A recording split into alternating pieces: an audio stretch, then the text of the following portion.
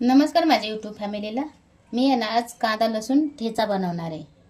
त्यासाठी आहे ना मी लसूण घेतलेला आहे, कोथिंबीर घेतलेली आहे, हिरवी मिरची घेतलेली आहे, कढीपत्ता घेतलेला आहे आणि कांदे घेतलेले आहेत 4-5. मी छोटेच आहेत कांदे, आपले घरगुती कांदे आहेत म्हणून असे कांदे आहेत नाही का, तर आपले घरचे कांदे आहेत आणि हे 4-5 कांदे घेतलेले आहेत मी. आपण करूयात कांदा लसूण ठेचा. धुवून घेतलेले, सालं काढून धुवून घेतलेले ते. आपण आहे ना थोडासा थोडासा म्हणजे मी बराच लसूण पण घेतलेला आहे. आपण ही हिरवी मिरची आहे ना आता भाजून घेऊयात. मिरच्या पण ह्याच्या बरोबर भाजून घेऊयात आपण.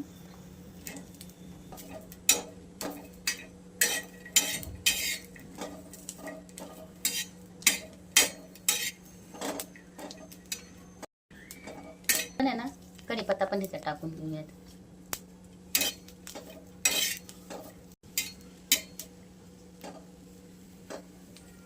लसूण काढून घेतलाय कारण लसूण करपायला नको म्हणून मी मिरच्या भाजू तर नाही करपण ना लसूण, म्हणून मी लसूण बाजूला काढून घेतलाय. आणि मी मिरच्या तेल टाकून नाही भाजणार आहे. कढीपत्ता पण आपला भाजलाय ते पण एक काढून घेते मी ह्याच्या बरोबर.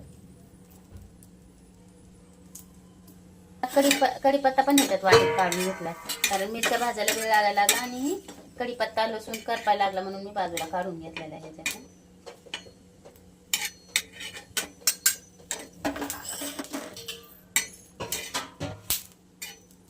दाबून दाबून मिरच्या मस्त भाजून घ्यायच्या, चांगलं नाही का डाग पडू शकते.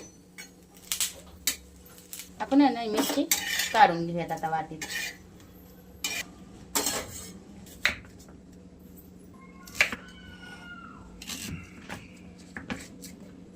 कांदा आहे ना असा मोठ्या मोठ्या तुकड्यातच कापून घेणार आहे. तुम्ही आहे ना तुमच्याकडे चॉपर असेल ना तर चॉपर मध्ये पण हा कांदा बारीक करून घेतला तरी चालेल. आपल्याला हा कांदा काय पूर्ण बारीक नाही करायचा आहे. आपल्याला असा मोठा मोठाच कांदा ठेवायचा, फक्त त्याला एक नाही का असं थोडंसं जसं आपण चॉपर मध्ये कसं बारीक करतो तसंच बारीक करायचा कांदा. पण आता माझ्याकडे चॉपर नाही ना, किंवा मिक्सरच्या भांड्यात वाटावं लागतंय ना. पहिला ही कांदा म्हणजे तुमच्याकडे चॉपर जर असेल ना, ही चॉपर मध्ये मिरची, लसूण, कढीपत्ता, कोथिंबीर, कांदा हे सगळं एकत्र टाकून जरी बारीक केलं ना तरी चालतंय. पण आता माझ्याकडे चॉपर नाही म्हणून ना मी वेगवेगळं बारीक करते. आता पहिला कांदा बारीक करून आणते आणि नंतर हिरवी मिरची आणि कोथिंबीर बारीक करते. मग नंतर आपण आहे ना ही कांदा असा बारीक करून घेतलेला आहे, म्हणजे लय मोठा पण नाही आणि लय बारीक पण नाही. हे का असा अर्धा काचा आहे अजून ह्याच्यात. आणि आपल्याला असंच करायचं आहे. थोडंसं मोठं मोठं कांदा आहेत ना, तर ही परत घेतल्या ते मी बारीक करायला. आता ही कोथिंबीर आणि ही भाजलेली मिरची, लसूण आणि कढीपत्ता चवीपुरतं मीठ टाकून घेणार आहे. ही पण आपण असंच बारीक करून घेतलेलं. आता आपण ह्याच्यातच काढून घेऊया. दोन्ही मिक्सच करून मला घ्यायचं होतं हे, पण मिक्स करून नाही घेता आलं मला कारण हे भांडं पण छोट. आपण आहे ना एक पळी किंवा 1-1.5 पळी तेल टाकून घेऊयात आपण ह्याच्यात. थोडेसे आहे ना आपण मोहरी टाकून घेऊयात. तेल गरम नाही झालं आपलं व्यवस्थित. थोडंसं आपण जिरं पण टाकून घेऊया त्याच्यात. कांदा आणि हिरवी मिरची टाकून घेऊया त्याच्यात. खूप छान होईल त्याच्यात. मस्त परतून घ्यायचं आपल्याला.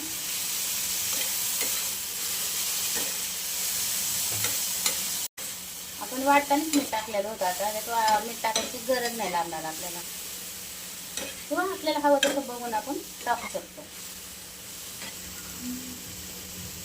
आपण आहे ना 1-2 मिनिटं झाकून ठेवायचं, म्हणजे जो कांद्याचा जो कच्चा पण आहे ना तो ह्याच्यात चांगला म्हणजे असं परताला जाईल नाही का. तर त्यासाठी आपण आहे ना 5 मिनिटं आपण झाकून घेऊया.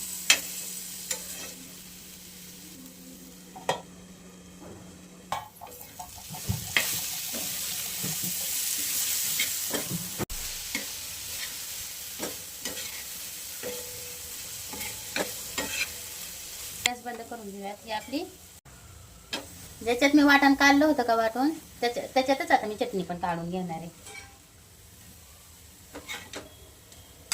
हे तोंडी लावायला चटणी आपली तयारी आहे अशी.